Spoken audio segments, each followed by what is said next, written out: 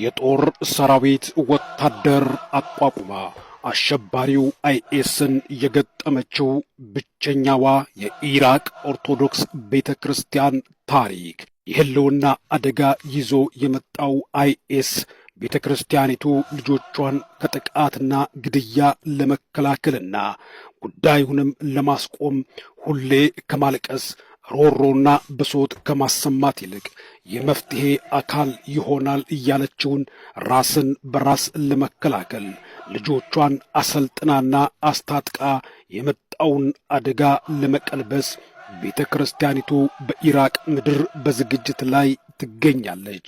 ሁሌ ሞትና ግድያ እንዲሁም ስደት በተደራጀና በተናበበ መዋቅራዊ ጥቃት እየተገፉ ያሉት የኢራቅ ክርስቲያኖች ጎልያድን ሊገጥሙ የዳዊትን ወንጭፍ ይዘው ተነስተዋል።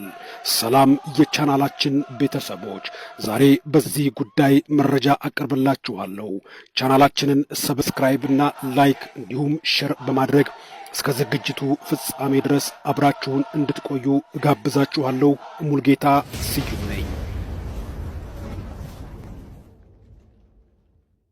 In the fight against the Islamic State group, the country's Christians have been coming together and forming ፍራንስ 24 የተባለው ዓለም አቀፍ ሚዲያ በኢራቅ ውስጥ ክርስቲያኖችን ኢላማ አድርጎ እየመጣ ያለውን አሸባሪውን አይኤስን ለመከላከል እንዲሁም ለመግጠም የኢራቅ ኦርቶዶክሳውያን ክርስቲያኖች የባቢሎን ብርጌድ የተሰኘ የጦር ሰራዊት አቋቁመው ወታደራዊ ስልጠናና ዝግጅት ሲያደርጉ ለዓለም ሕዝብ የተሰራጨ ዜና ነው። በአረቡ ዓለም በተለይ በኢራቅ ምድር ካለው አጠቃላይ ሕዝብ ከ1.5 ሚሊዮን የማይዘል ቁጥር ያላቸው የኢራቅ ክርስቲያኖች በእምነታቸውና ኢየሱስ ክርስቶስን አምላክ አድርገው በማመናቸው ምክንያት ከሳዳም ሁሴን መውደቅ ጀምሮ እየደረሰባቸው ያለው መከራና ስቃይ የተለመደ ቢሆንም ከቅርብ ዓመታት ወዲህ ግን እንደ አይኤስ ያሉ ቡድኖች በክርስቲያኖች ላይ ይዘውት የመጡት ስጋት እጅግ ከባድና አስጊ በመሆኑ ከ1% የማያልፉትን ክርስቲያኖችን ታሪክ አድርጎ የሚያጠፋ ቅርሶቿንም የሚያወድም መሆኑ የታያቸውና አደጋውን ቀድመው የተረዱት የቤተ ክርስቲያኒቱ ልጆች የመጣው ይህደው ሁሉ የጥቃት በትሩን እያሳረፈብን ሮሮና ችግር እያወራን ሰሚ በሌለው ዓለም ውስጥ ከምናላዝን ከምናለቅስ በእግዚአብሔር ፈቃድ ተደራጅተንና ሊበላን ሊውጠን የመጣውን ኃይል ከግስጋሴው መግታት ይኖርብናል በማለት በሰሜናዊቷ የኢራቅ ከተማ ሞሱል ውስጥ መነሻውን ያደረገ የጦር ሰራዊት አቋቁመው በተጠንቀቅ በዝግጅት በግዳጅ ላይ ይገኛሉ የኢራቅ ኦርቶዶክስ ተዋህዶ ቤተ ክርስቲያን ልጆች። ይህ የባቢሎን ብርጌድ የተሰኘው የጦር ሰራዊት እዝ ከተራ አማኝ ክርስቲያን ጀምሮ በኢራቅ ውስጥና በሶሪያ እንዲሁም ከኩርዶች የተሰባሰቡ ከፍተኛ ወታደራዊ ማዕረግ ያላቸው የጦር መኮንኖች የተሰባሰቡበት ብርጌድ ሲሆን የኢራቅ ክርስቲያኖችን የመኖርና ያለመኖር የወደፊት ዕጣ ፈንታን የሚወስን ከአይኤስ በኋላ ለሚመጣው ለሌላው ተረኛ አሸባሪ መልእክት የሚሰጥ አስተማሪ ዝግጅት በማድረግ መደራጀት፣ መሰባሰብ ለኃይለኛውም ለደካማውም መከታ ኃይል እንደሆነ በመረዳት ዕለት ዕለት አካባቢያቸውን በንቃት በመጠበቅ ለአቅመ ደካማ ክርስቲያኖች ጋሻ በመሆን በመጣበት መንገድ ሊመልሱት ከስልጠና እስከ መረጃ ልውውጥ ድረስ በምሽጎቻቸው ውስጥ ሆነው ታጥቀው ነቅተው ይጠብቃሉ።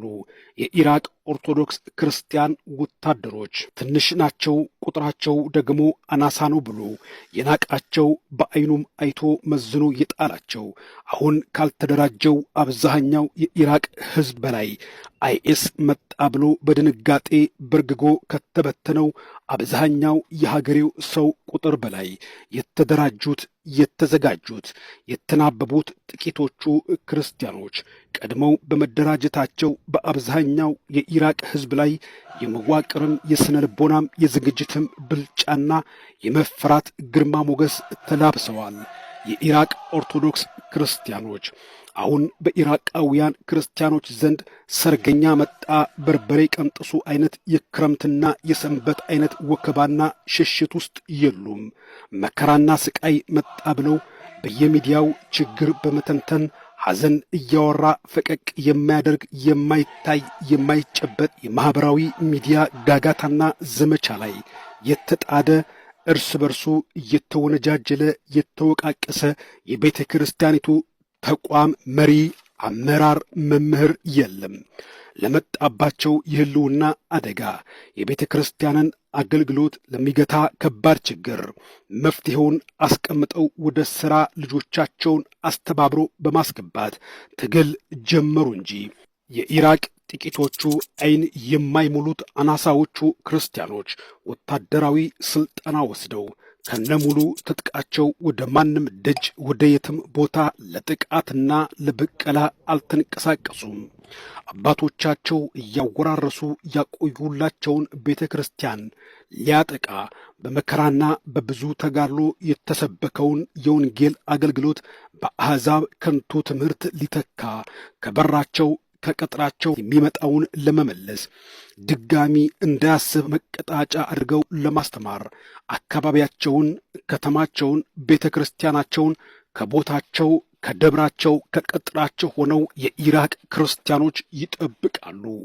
ይህ በብዙ ቁጥርና ኃይል የተደራጀ የኢራቅ ክርስቲያኖች ራስን በራስ የመከላከል ዝግጅት በጉልህ መጣ እንጂ ዛሬ ላይ በየቤተ ክርስቲያኑ የሰለጠነ ዘበኛ ወይም ጥበቃ የምንላቸው ኃይሎች የጦር መሳሪያ ተሰጥቷቸው የጥበቃ ማማ ተሰርቶላቸው በየአጥቢያ ቤተ ክርስቲያን ውስጥ የተቀጠሩት ለጥበቃ እንጂ ለደፈጣ ውጊያ እንዳልሆነ ግልጽ ነው። የኢራቅ ክርስቲያኖችም የታጠቁት የሰለጠኑት ከወታደራዊ ቅርጽና ቁጥር በላይ የሆነ ብልጫ ያለው መዋቅር ቢኖራቸውም የመዋጋት ሳይሆን ራስን የመከላከል ቤተ ክርስቲያኒቱን ለትውልድ ለቀሪው ዘመን የማሸጋገር ዓላማ አንግበው ተነስተዋል። የኢራቅ ክርስቲያኖች የወሰዱት ወታደራዊ ዝግጅትና የመፍትሄ መንገድ በብዙዎች ዘንድ መነጋገሪያና መወያያ ከመሆን አልፎ በዓለም አቀፍ ሚዲያዎች ጭምር የፊት ገጽ ሽፋንና የዜና ዘገባ እስከ መሆን የደረሰ ተጋድሎ እንዳደረጉ እንዲህ ተዘግቦላቸዋል። Dire circumstances have recaptured a Christian region in the north of the country. Caracas have just welcomed some Iraqi Christian asylum seekers into their country. When terrorists targeted their neighborhood and churches. The situation has caused many Iraqi የችግሩን አሳሳቢነትና ክብደት ተረድተው በሚዛናዊነት ለጉዳዩ የዜና ሽፋን የሰሩት ሚዲያዎች ሌሎችንም ያነቃና ያደራጀም ሥራ ሰርተዋል። ማንም ባኮረፈ ማንም የፖለቲካ ጥያቄ ይዞ በተነሳ ኃይል የመጀመሪያው የጥቃት ዓላማ ቤተ ክርስቲያንና ክርስቲያኖች መሆን እንደሌለባቸው የኢራቅ ክርስቲያኖች ጥቂቶቹ አማኞች ለተቀሩት ለሌላው ዓለም ራስን የመከላከል ለትውልድም ቤተ ክርስቲያንና ሐዋርያዊ አገልግሎትን የማስቀጠል አገልግሎትን ትምህርት የሰጠ ሥራ ሰርተዋል። አይኤስ የተባለው ቡድን በደረሰባቸው አካባቢዎች ያደረሳቸው ውድመትና የክርስቲያኖች ሞት ቀላል የሚባል አልነበረም። የብዙ ክርስቲያን ቤቶችን ሀብትና ንብረታቸውን ሲያወድም፣ በአንዳንድ አብያተ ክርስቲያናት ደግሞ ቅርሶችን ከማጥፋት እስከ ማቃጠል እንዲሁም የክርስትና ምልክት የሆኑ ነገሮችን በማጥፋት ብዙ ጉዳት ማድረሱ ዛሬ ላይ ላሉ የባቢሎን ብርጌድ ወታደራዊ ክንፍ መመስረት ምክንያት ሊሆን የቻለ ጉዳይ ነው።